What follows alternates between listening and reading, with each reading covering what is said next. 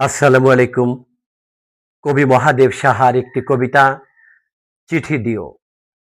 পাঠ করছি আমি রবিউল মাশরাফি। করুণা করেও হলে চিঠি দিও, খামে ভরে তুলে দিও আঙুলের মিহিন সেলাই। ভুল বানানেও লিখো প্রিয়, বেশি হলে কেটে ফেলো তাও।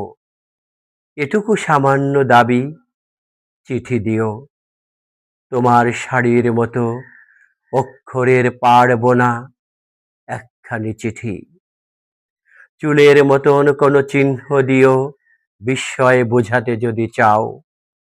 সমুদ্র বোঝাতে চাও, মেঘ চাও, ফুল পাখি সবুজ পাহাড়। বর্ণনা আলস্য লাগে, তোমার চোখের মতো চিহ্ন কিছু দিও।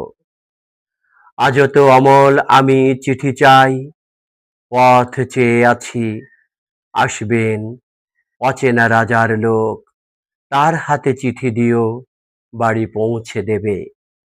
এক কোণে শীতের শিশির দিও এক ফোঁটা, সেন্টের শিশির চেয়ে তৃণমূল থেকে তোলা ঘ্রাণ। এমন ব্যস্ততা যদি শুদ্ধ করে একটি শব্দই, শুধু লিখো তোমার কুশল।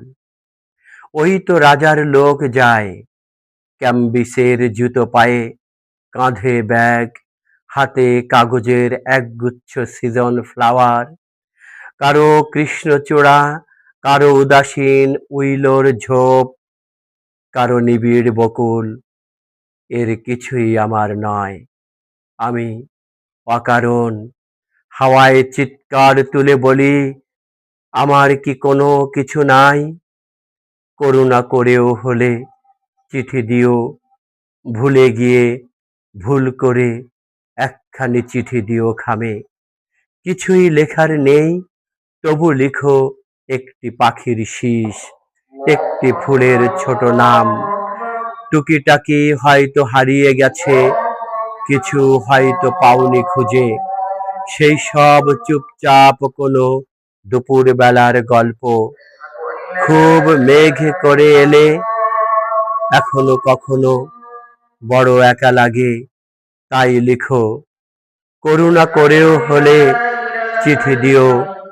মিথ্যা করেও হলে বলো ভালোবাসি, মিথ্যা করেও হলে বলো ভালোবাসি। চমৎকার কবিতা মহাদেব সাহার চিঠি দিও। অনেকে কবিতা পড়ে না, তাই তাদের জন্য কবিতা